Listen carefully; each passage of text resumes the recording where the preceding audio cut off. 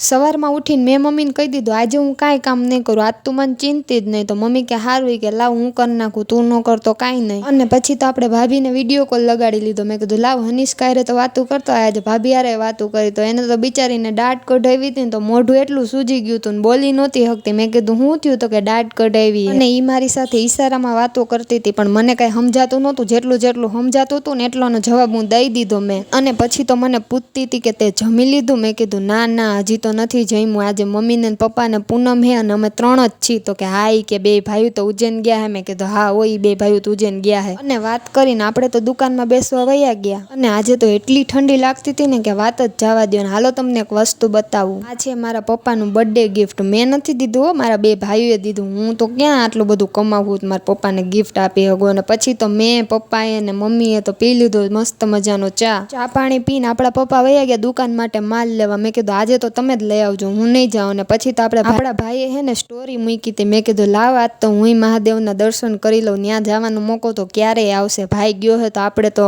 ફોનમાં જ દર્શન કરી લઈને. પછી તો આપણે મસ્ત મજાના દર્શન કરી લીધા. ને અંદર જઈને મમ્મી જોયું ને તો મમ્મી તો ચિપ્સ બનાવતી હતી. મેં કીધું હારું હાલ બનાવ, મને બહુ ભૂખ લાગી છે. તો કે હા કે તાર પપ્પા હાટું બનાવવું. ને પછી મસ્ત મજાની ચિપ્સ અને વેફરે ખાઈ લીધી. તો આજ માટે આટલું જ. મળીએ કાલના નવા બ્લોગ સાથે. વિડીયો ગમ્યો હોય તો લાઈક કરો, શેર કરો અને ફોલો કરો. અને હા મારી યુટ્યુબ ચેનલને સબસ્ક્રાઈબ કરતા આવજો.